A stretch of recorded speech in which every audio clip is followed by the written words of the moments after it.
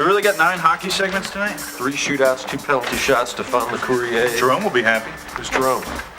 Jerome. Right. He'll be happy? Yeah. Sure. Who is he? Jerome? Right. Talking about Jerome. You can say his name as many times as you like. You're still not going to know who he is. Camera 2? What about it? He's the camera operator? Who? Are you prepared to do a broadcast right now? Yeah. The camera guy. What about him? It's Jerome. Jerome is the camera operator on number 2, and he likes hockey. Now you're with him. 60 seconds to VTR, 2 minutes live. All right, here's a change. We're flip-flopping the Virginia Slims quarterfinals and the IOC meeting till 23. I never had 23. And you won't miss it much. Jeremy, tell me what's happening in Chattanooga. Tell me quickly, tell me succinctly, bullet points. We're on the air in less than 2 minutes, so don't give me a valedictory address. Talk to me as if I'm a small child. Tell me what's happening in Chattanooga. I don't know what's happening in Chattanooga. Okay, tell me a little more than that. I think as a New Year's resolution, you should rededicate yourself to the idea that this is a team. You play for a team with many players. Do you think I should learn their names? I think it'd be nice. I agree. See, a team's made up of a group of Are you going to keep individuals. talking anyway? Individuals who forsake their own individual needs to pursue a common goal. The team goal. In our case, the goal is a nightly national television show. I'm saying I know the guy's name now. Roll VTR, 60 seconds live. Show me Tokyo. Show me the Chiron on 4. 4 is up. You got Tokyo. That was Brian in Chattanooga. All right, tell me what he knows. Bullet points. I can feed it right to Casey and put it in the T's. Casey, stand by. I'm going to fill the T's. What does he know? He doesn't know anything. Stop standing by, Casey. What's going on? There was an incident at Tennessee Western involving some black athletes and a Confederate flag. What happened? We don't know. In 3, 2. Good evening from New York City. I'm Casey McCall alongside Dan Rydell. Those stories, plus we'll head out to the Hoosier Dome where Bobby Knight's done a little interior decorating, and we'll leave room for more hockey than you can shake a big stick at. We'll bring you the thrill of victory and the agony of defeat. And because we've got soccer highlights, the sheer pointlessness of a 0-0 tie. You're watching Sports Night on CSC, so stick around. We're out. Hello, everybody. Welcome to Hope. My name is Scott Rains. I am one of the pastors here, and that was a brief clip from a TV show called Sports Night. It was on when I was in seminary, the late 90s, and I loved watching Sports Night. It was on for only brief 2 seasons. I was devastated when they canceled Sports Night. I couldn't understand why. Why would they cancel the show? It's so great. It's so funny. I care about the characters. They tackle important topics. And then I found out the reason they canceled it is because it was great. And so they hired Aaron Sorkin, who was the creator and writer of many of the episodes, a lot of the writing team, a lot of the actors, and they took them over and they started West Wing, and they made $1 bazillion doing the West Wing. Anyway, Sports Night, imagine if you took ESPN Sports Center and you turned it into a sitcom. That's basically the premise of Sports Night. And so the 2 anchors are Dan Rydell and Casey McCall. And in that scene, Dan is trying to convince Casey he should actually learn the names of the people that he works with. You know, it's a sports show after all. Maybe think about them as all being important parts of the team. And then Dan gives Casey, just in case Casey forgot, here's a definition of team. It's on the screen. Let's read this out loud together. A group of individuals who forsake their own individual needs to pursue a common goal. If you spend much time reading through the New Testament of the Bible, you start in the Gospels, Matthew, Mark, Luke, and John, the life, the death, the resurrection of Jesus, and the ministry that Jesus is doing.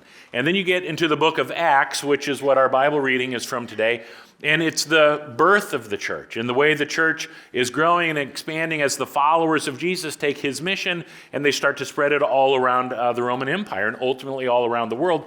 One of the things that you see the New Testament writers doing, there had never been a church before. And so they're trying to help us understand, what are we talking about when we talk about the church?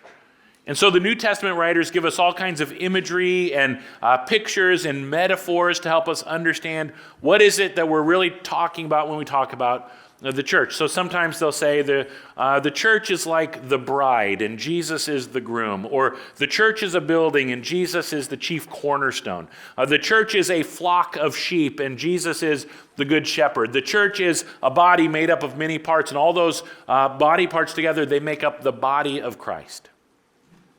I'm convinced if Jesus was born in Bethlehem, Pennsylvania in 1980, And Jesus was crucified and resurrected in the year 2013. And here we are today. We are 7, 8, 9 years after the life of Jesus, after his 3 years of public ministry on this earth.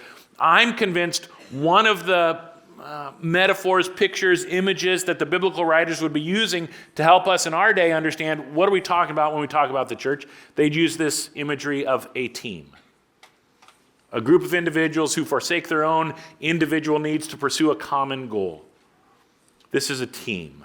And this is one of the ways to help us understand who is the church and what is the church up to, pursuing this common goal together. My favorite NFL team is the Kansas City Chiefs, and I'm very nervous about the game tonight. You can be praying for me. Although 2 upsets yesterday, surely there won't be another upset, huh? Anyway, as a fan of the Chiefs, I'm not particularly fond of Tom Brady because he always beats the Chiefs, but I can appreciate his greatness. So my son Shaden and Dalton and I, we were watching a show. Tom Brady has a show called Man in the Arena, and he's just kind of going back through his career and the lessons that he's learned along the way as he gets to go to the Super Bowl pretty much every year. Anyway, I had forgotten how it began back in 2001. Tom Brady was not the starter of the Patriots in 2001. Drew Bledsoe was. And then Drew Bledsoe got injured. In comes Tom Brady. He leads the Patriots to the Super Bowl against Kurt Warner and the St. Louis Rams, one of the best teams in NFL history. And everybody knew the Rams were going to blow out the Patriots. The Patriots were huge underdogs. The Rams had one of the best offenses in the history of the NFL. They had a great nickname, the greatest show on turf. And nobody was giving the Patriots a chance. You know, Super Bowl, it's like just this huge build-up for a couple of weeks and hype, everything's hype. On Super Bowl Sunday, one of the big hype moments is the introduction of the starting lineups. And so Pat Summerall, the great Hall of Fame broadcaster, was introducing the offense of the Rams that year. And it was Pro Bowl player after Pro Bowl player, Hall of Fame player after Hall of Fame player. And then Pat Summerall says, from Northern Iowa, number 13, Kurt Warner, and the crowd goes wild. So they introduced the offense of the Rams. Now it's time to introduce the defense of the Patriots. And something happened that had never happened before in Super Bowl history. Pat Summerall says, and now, ladies and gentlemen, the champions of the American Football Conference, choosing to be introduced as a team, the New England Patriots. And instead of calling out each of the 11 individual starters of the defense and calling them out by name, didn't mention anybody's name. No individuals, just introduced them, and the whole team came out together. And everyone thought, that's kind of strange, until the Patriots pulled off one of the biggest upsets in Super Bowl history. And then everybody said, that's why they won, because they were a team. They were a team.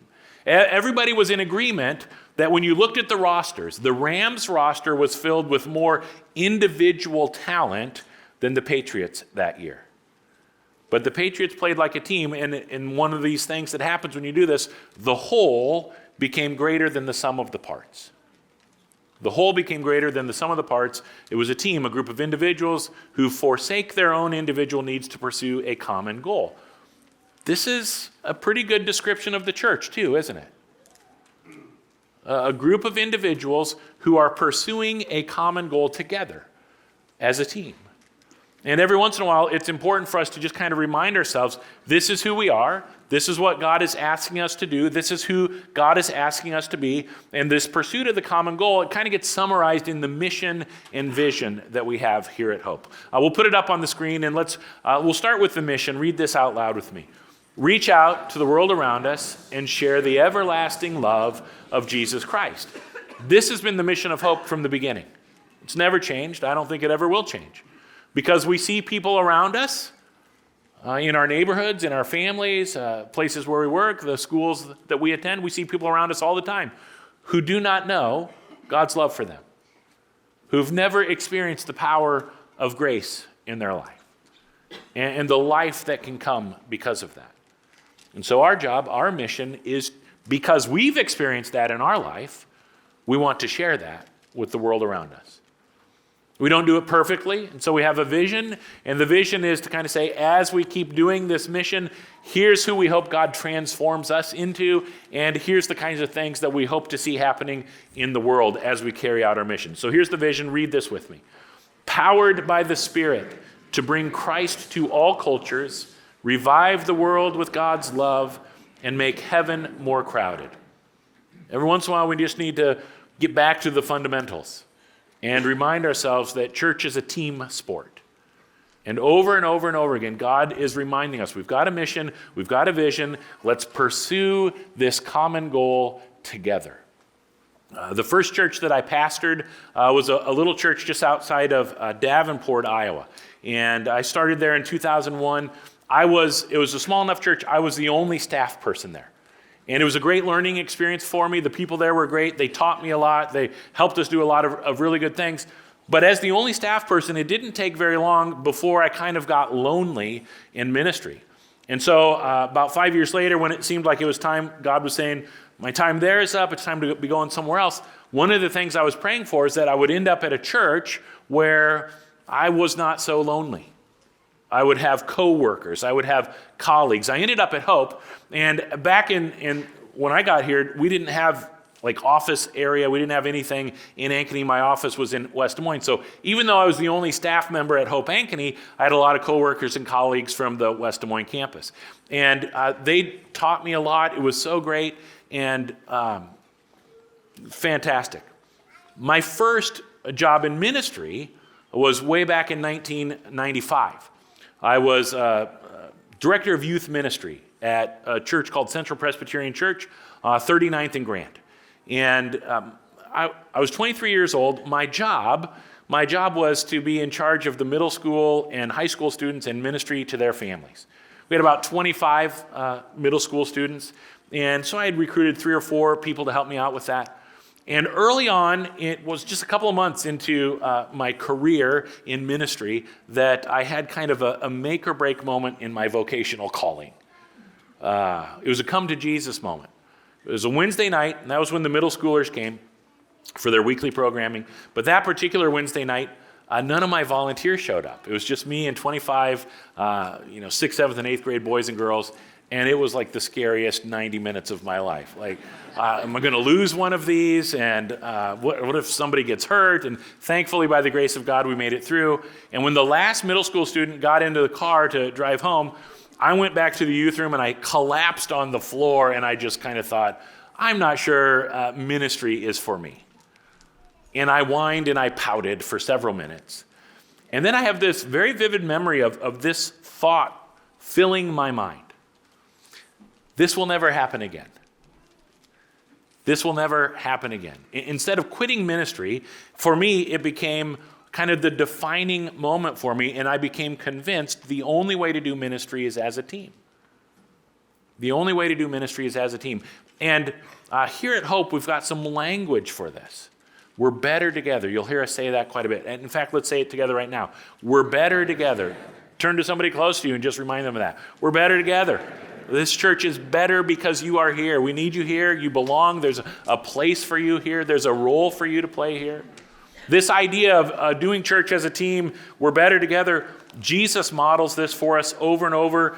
If you just kind of skip through the Gospel of Luke, you see it in a lot of different places. Luke chapter 2, Jesus is born. Luke chapter 3, he's baptized. Luke chapter 4, he is tempted by the devil in the wilderness for 40 days. And then Luke chapter 5, Jesus starts building his team. Calls his first disciples. He sees Peter out fishing, and he says to Peter, follow me and I'll teach you how to fish for people. Luke chapter 6, Jesus, you kind of think he's finalizing his team. He picks his 12 disciples. And one of the things we see in Luke chapter 6 is there's a rhythm to Jesus' life. It doesn't begin with a team. It begins in solitude. He's up on the mountain all by himself, just Jesus and God, and he's praying. And part of what Jesus is praying for is wisdom to know who to invite to be a part of the team, who to recruit to be a part of the team. He's praying, and then he comes up with these 12 disciples, and it's important for us to note God's wisdom for Jesus is to include Judas on the team. I mean, it's hard building a team, isn't it? And sometimes you get people on a team and you're like, I'm not sure they're a good fit. But God is saying, yeah, actually they are. They're needed for a certain reason.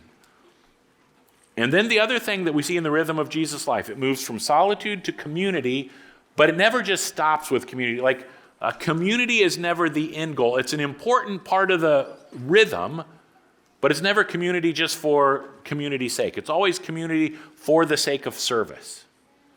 Community for the sake of mission. We read that Luke chapter 6, verse 17. When they came down from the mountain, the disciples stood with Jesus on a large level area, surrounded by many of his followers and by the crowds. There were people from all over Judea and from Jerusalem and from as far north as the seacoast of Tyre and Sidon. They had come to hear Jesus and to be healed of their diseases. And those troubled by evil spirits were healed. Everyone tried to touch him because healing power went out from Jesus and he healed everyone. Solitude, community, and then mission. This is the rhythm of Jesus' life. Right away, it's very clear that Jesus wants to build a team so that they can do something. Jesus has a mission. Jesus has a vision. He wants to talk about, announce the good news of the kingdom of God. He wants to demonstrate it by healing people.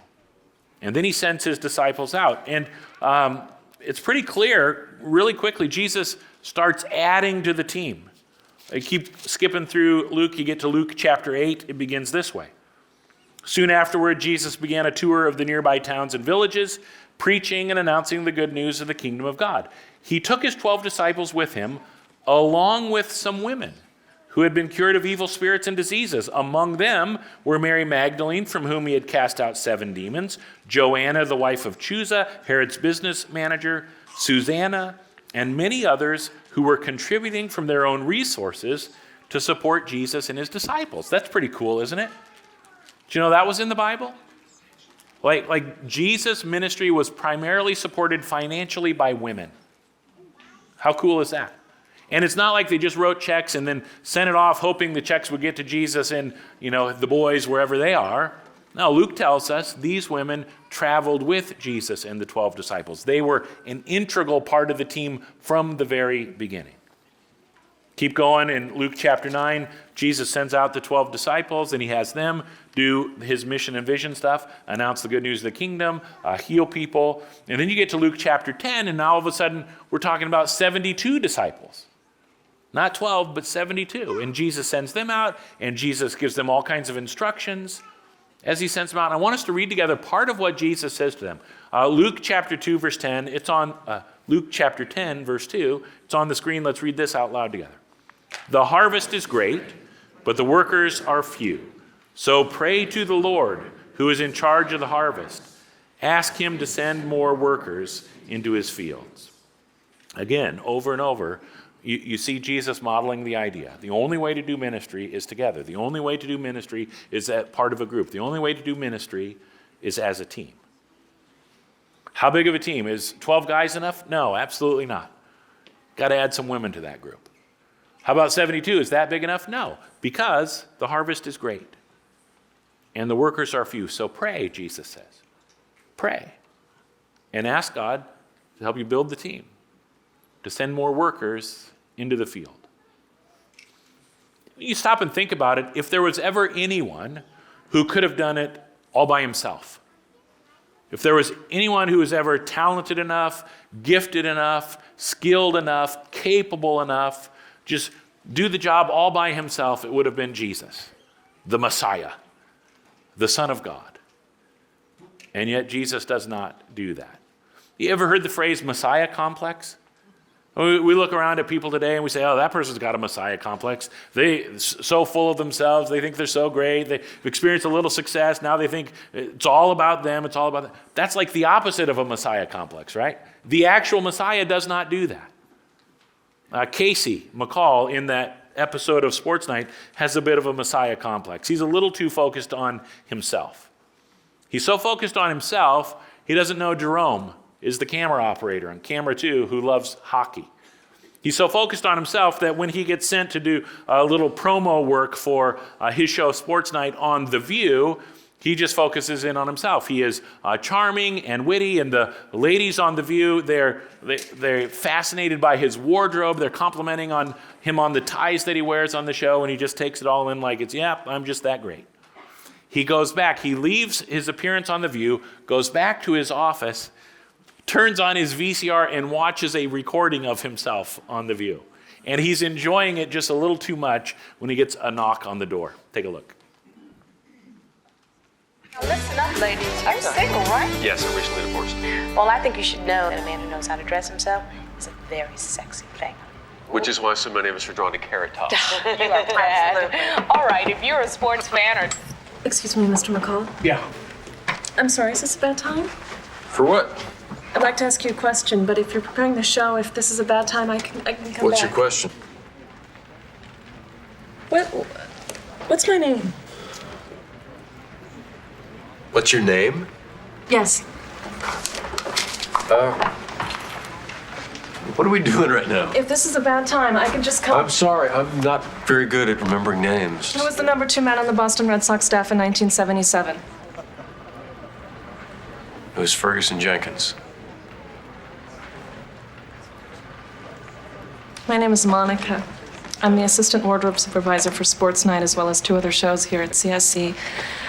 I think you hurt the feelings of the woman I work for. Her name is Maureen, and she's been working here since the day you started. Well, I know Maureen. Can I ask you another question? I'm sorry I didn't know your name. Do you know what color this is? Well, it's gray. It's called gunmetal.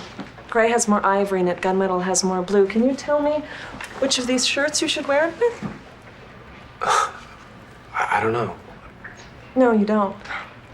There's no reason why you should. You're not expected to know what shirt goes with what suit or how a color in a necktie can pick up your eyes. You're not expected to know what's going to clash with what Dan's wearing or what pattern's going to bleed when Dave changes the lighting. Mr. McCall, you get so much attention and so much praise for what you actually do, and all of it's deserved. When you go on a talk show and get complimented on something you didn't, how hard would it be to say, that's not me? That's a woman named Maureen who's been working for us since the first day. It's Maureen who dresses me every night. And without Maureen, I wouldn't know gunmetal from a hole in the ground. Do you have any idea what that would have meant to her? Do you have any idea how many times she would have played that tape for her husband and her kids? I know this is when it starts to get busy for you. I hope I didn't take up too much of your time. Please don't tell Maureen I spoke to you. She'd be pretty mad at me. I will. Monica.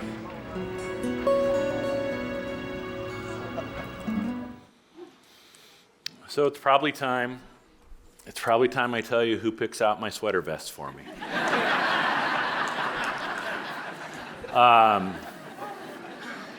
Narcissus is a figure in Greek mythology who is impossibly handsome. And so everybody wants to date Narcissus, but he rejects all these romantic advances because nobody's able to live up to his ideal standard for beauty. And then one day, he sees his reflection in a pond and he is smitten. He falls in love with himself. And he wastes the rest of his life staring at his reflection in a pond. What a ridiculous myth, right? Unfortunately, that ridiculousness is one of the defining characteristics of our world today. A couple of academics, Gene Twenge and Keith Campbell, have written a book called The Narcissism Epidemic, just what we need, another epidemic. But they've been studying the last 40 years or so these kind of alarming increases in the rates of narcissistic personality traits in young people in particular in this country. These rates are going up so high. More and more people, younger and younger all the time, absolutely convinced they are extraordinary. I call it the American Idol effect. Remember when American Idol first started out? And my favorite part of American Idol, yes, seeing people like Carrie Underwood go from Nowheresville in Oklahoma to becoming, national stars, that sort of thing. But I liked the parts early on when they would have these auditions. And sometimes people would show up and they would open their mouth and start singing, and you'd just be like, do you know what you're supposed to sound like when you sing? Like, you have no idea what singing is all about. And somewhere along the way, these people had become, some of them were just looking for their 15 minutes of fame and they knew they were bad. But a lot of these people didn't know. They thought they were excellent singers. They had convinced themselves. They had people in their life, family members, who'd been telling them, you are the best, you should audition, you're going to win, you're going to be great. And then when the judges look at them and say, you're terrible, and you should not be in music at all, they're offended. They couldn't believe it. Part of what Twenge and Campbell are uncovering is narcissistic young people grow up to be disillusioned, often clinically depressed, and often alone by the time they're in middle age, because they never learn how to actually live in reality. There's another woman, her name is Patricia Mcdonald, an expert on narcissism. Listen to part of what she says. Much of our distress comes from a sense of disconnection. We have a narcissistic society where self-promotion and individuality seem to be essential, yet in our hearts, that's not what we want. So she's acknowledging this sense of self-promotion and all of these increase of narcissistic kind of tendencies. But she says while everybody is doing this, deep inside, nobody really wants to be doing this. It's not, the self-promotion thing is not what we want. What do we want, according to Patricia Mcdonald? We want to be part of a community. We want to be supported when we're struggling. We want a sense of belonging. Being extraordinary is not a necessary component to being loved. And when it all boils down to is, this is really what we want. We just want to be loved. I think that's what Monica was trying to communicate to Casey in that clip.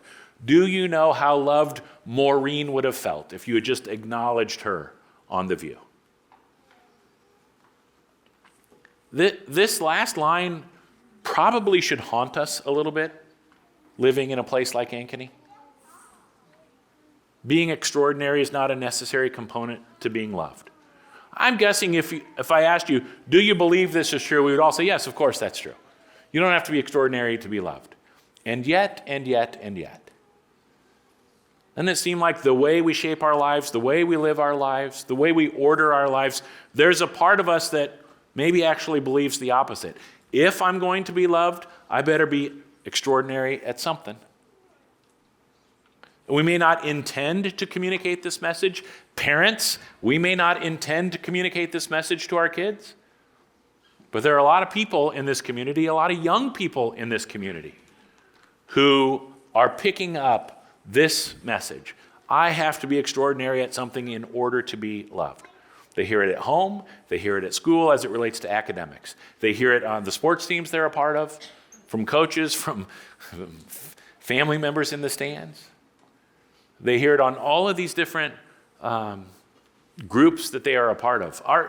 Two of our kids are in show choir, and yesterday they had a competition in Johnston, and all these different groups coming up and doing a show, and they're excellent, all the groups. I mean, it's just unbelievable, and I can't believe, like last week, they were in Cedar Rapids, they got home at like 3 in the morning.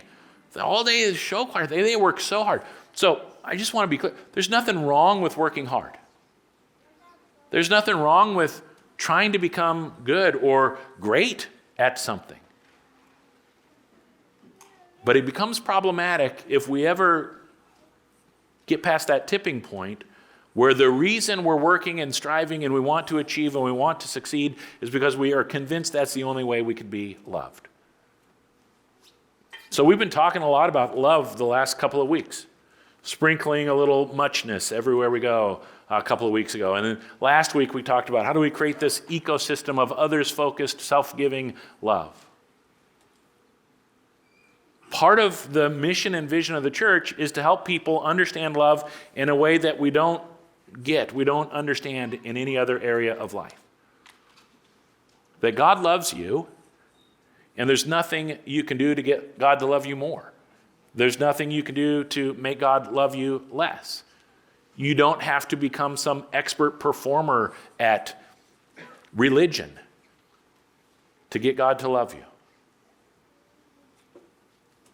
And we all want to believe this, and I think there's a big part of us that does believe it, but I also think there's a big part of us that struggles to actually trust that's true. So you look at the team that Jesus builds in the Gospels, and you look at the team that is built in Acts chapter 2 as the church is kind of getting started, and you see part of what's happening here is they're loving each other in a new kind of way, a different kind of way. That Acts chapter 2 church, they're gathering together for worship and to study and to eat together and to serve together, and incredible things start to happen. You know what? The rest of the world looks at them and they're like, aren't these just ordinary fishermen leading this movement? How's this changing the world? Ordinary people with God's extraordinary love, and transformation can happen. And we hope that this is what God is doing here at this church, Lutheran Church of Hope. Wednesday nights are quickly becoming my favorite night of the week this winter. Wednesday nights here at Hope, we got a meal at 5:30, and then a lot of different ministry filling up pretty much every corner of this building on Wednesday nights. Christy Schmall, our children's ministry team leader, she is leading Hope Families on Wednesdays, and that's pretty amazing. It happens in the harbor. Eli is leading group launch in room 136. Up here in the worship center, Emily and Tiffany and Boz are leading our student ministry, Power Life and Ignition. They got a whole team of volunteers helping them do that. I get to help out with Alpha this winter. Brian is running all the production equipment for us for Alpha this year. And Brian, I got to officiate at his wedding to Anne. It's one of the first weddings we had here. It's like 5 years ago. It's always good to check in with him. Last Wednesday was our second week of Alpha. So the people in Alpha are just starting to get to know each other, learning each other's names, that sort of thing. I was sitting with one of the groups for the meal, and we were talking about getting to know each other. What TV shows do you watch? And what do you like to do? And do you like sports? And TV shows and sports. So that's probably why we're getting sports night tonight for clips this weekend. But before Alpha begins, I like to go down to the kitchen and check in with the kitchen staff, Gerd and Sean, and the volunteers that they have there. It could be Ruth or Marcia or Amy or Gail or Jenny or Bev is sometimes there, and other people as well. I like to come up here to the worship center and listen to Sean and Kyle, our worship staff, as they're leading the student ministry team. Last Wednesday, Josh was playing the drums. And Josh, it's amazing the growth that we're seeing in him over the last 18 months or so as a musician. Katie was one of the vocalists. You remember in The Grinch where the Grinch's heart grows 3 sizes in one day? Like, Katie's heart for worship is doing that the last couple of years. It's really cool to see.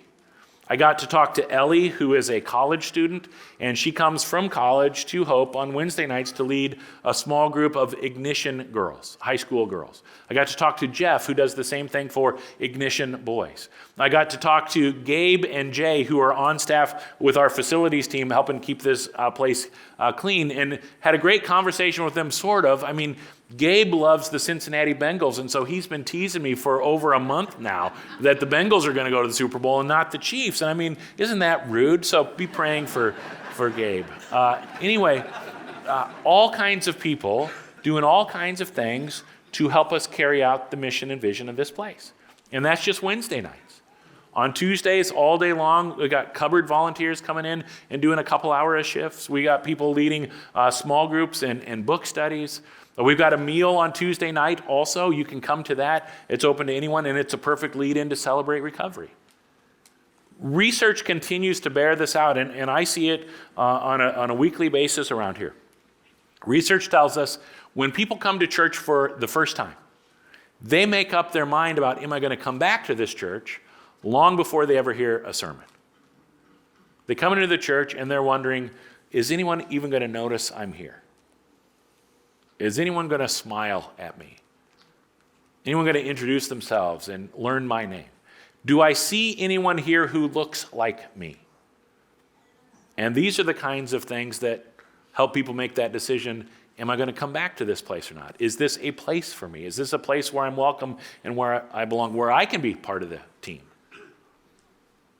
So I just want to thank you all for being part of the team. You may not even know that you're part of the team. You may think I'm not extraordinary enough to be part of the team. You don't have to be extraordinary. You just have to be willing to grow in love. You got to be willing to grow in love. There's a Greek word that shows up about 100 times in the New Testament. Alelon is the Greek word. It's one Greek word. It often gets translated in 2 English words. Shows up a lot of different places, like in John chapter 13, where Jesus says, I've got a new commandment for you. So let's read the words of Jesus. Read this out loud with me. Love each other. Just as I have loved you, you should love each other. Your love for one another will prove to the world that you are my disciples. Now, I'm not sure why we do this in English, but the Greek word behind each of these yellow phrases, each other and one another, it's the same Greek word, alelon. Alelon. And it shows up all sorts of places. Sometimes it says love one another. Sometimes it's serve one another, pray for one another, encourage one another, be patient with one another, be kind to one another, over and over and over. One another, one another, one another. It's really clear. You look at all these one another's, there's no way for us to think, oh, church is a solo act. Church is something I do by myself. I like the way a pastor named Andy Stanley talks about it. He says, you read through the New Testament, you see all these one another's. He says, the primary activity of the church was one anothering one another. I was talking about when I came to Hope, and it was great to have all these colleagues, and they one anothered me. They encouraged me, and they one anothered us. They supported us and prayed for us in all kinds of ways. And one of the big ways that we were together in those early days, I was the only staff member, and we had volunteers who were leading teams of volunteers, and they were carrying out the mission and the vision of this church. I tried to find a picture from way back in 2006 or 2007. The oldest one I could find was 2009. And so by then, I think Derek and Kara in children's ministry and Kay in admin, they were on staff at that time. The rest of the people here were volunteers. Eric volunteered to lead the worship team, and Rick was leading the finance team, Joy the prayer team, Sue was leading the hospitality team, Linda the mission team. Kathy Pilch was volunteering to lead the nursery team. She's still volunteering to lead the nursery team here all these years later. Mark, he led the setup and teardown team, because before we had a permanent church home, we were a mobile church, meeting in a school, had a trailer full of all the equipment that had to be set up. Chairs had to be set up, lights and speakers and all the equipment. The nursery had to be, Cafe Hope had to be set up. And Mark had teams of people who would come in, who knows what time they showed up on Sunday mornings to we couldn't have church without them. And once a month, all of us would meet together in somebody's home, and we would one another, because we had no idea what we were doing. And we supported and encouraged one another and laughed at the crazy things that were happening. That's the way it's supposed to be. And as the church grows, and yes, you get staff members, but still, we do it as a team. We do it as a team. Let's read this verse together. 1 Corinthians chapter 12, verse 27. Again, it's on the screen. Read it with me. All of you together are Christ's body, and each of you is a part of it. You're a part of the team. You belong. There's a place for you here. And maybe now more than ever, it's super important for us to continue to one another. If I could share with you the kinds of conversations I'm having with people these days, the craziness that's going on in people's lives that they're having to deal with. I mean, a lot of the people around you, it may not be you, but a lot of the people around you are hanging on by a thread. And one wrong look, one wrong word, and it's like, we're just going to lose it. So we got to one another. And let's find ways to do that. Let's be intentional about it. Maybe you start by learning the names of the people you sit next to every time you come in here, because you sit in the same place every time you come in here. Who are the people next to you? Learn their names, say their names. It matters. And that's what Casey McCall learns in episode 11 of season 1 of Sports Night. Take a look. In 3, 2. That's all for tonight, but before we sign off, we felt that with Christmas only a few days off and with people making up lists and checking them twice, it was as good a time as any to mention some people who are important to us here at the show. It seems that quite a few of you, for instance, like the way Dan and I dress on the air, and you should know that we're dressed by Maureen Gates and Joseph Rivetto. Maureen and Joseph are assisted by a young woman named Monica Brazelton, and Monica is not to be trifled with. Our camera operators are Ray, Wayne, Bruce, John, and Jerome, who wishes we do more features on hockey. Not gonna happen, Jerome. Every time I pick up a pencil or put down a coffee mug, that's Jody Mann and her trusty aide, John Franz. And if you've ever wondered what a gaffer was or a best boy, you should ask Keith and Mark. We've got some people who don't get paid much, but that's okay because the hours are terrible. There are PAs, and their names are Lauren, Victoria, Jake, Lee, Ashley, and Brad. This is a script. Dan and I write it, and then two people come along and put it together so that we can also read it.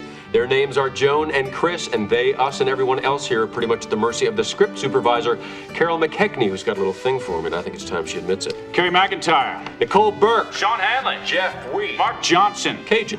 Cajun. How about Skip Cook? How about Phil Heath? How about Karen, Julie, and Angela in makeup? How about Brenda, Cammie, and Jody in hair? We've got film on this show. Do you know who cuts it? Janet Ashikaga. You know who her assistant is? Laura the Wonderful. We've just named a small fraction of the people who put this show on television, which means we've left out many more, and we'll try to rectify that as we head towards December 25th. But for now, I'm Casey McCall alongside Dan Rydell, wishing everyone in your home, along with everyone here at my home, a very happy Christmas. Good night, everyone.